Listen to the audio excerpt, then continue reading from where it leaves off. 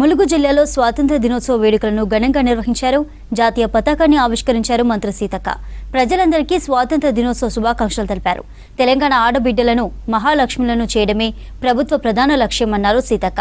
ములుగు జిల్లాను అన్ని విధాలా అభివృద్ధి చేసేందుకు కృషి చేస్తున్నట్లు తెలిపారు మంత్రి.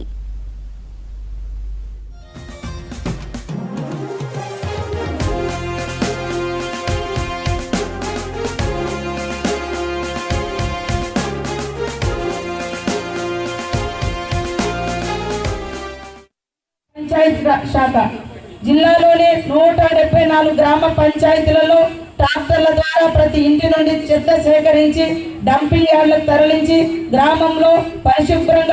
గ్రామాలలో పరిశుభ్రంగా ఉంచుతూ నీటి సరఫరా ట్యాంకర్ల ద్వారా వన మహోత్సవంలో భాగంగా ఏర్పాటు చేసిన నర్సరీ పల్లె ప్రగతి వనంలో గ్రామాల్లో నాటిన మొక్కలకు ప్రతిరోజు నీటి సరఫరా చేయడం జరుగుతుంది.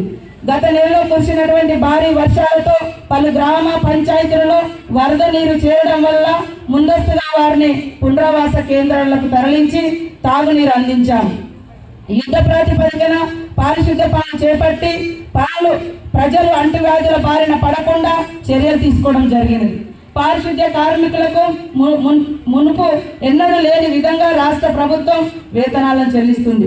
అందులో భాగంగా జూలై మాసం వరకు 5,51,95,000 రూపాయలను చెల్లించడం జరిగింది.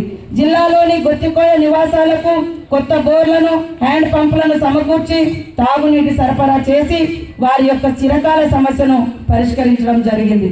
స్వచ్ఛదనం పచ్చదనం కార్యక్రమం పారిశుద్ధ్య నిర్వహణ, పర్యావరణ పరిరక్షణ ధ్యేయంగా రాష్ట్ర ప్రభుత్వం ప్రతిష్టాత్మకంగా చేపట్టినటువంటి ఆగస్టు 5 నుంచి 9 వరకు చేపట్టినటువంటి కార్యక్రమాన్ని ప్రజాప్రతినిధులు, అధికారులు, గ్రామ ప్రజల యొక్క సహకారంతో అన్ని గ్రామ పంచాయతీలలో విజయవంతంగా నిర్వహించడం జరిగింది.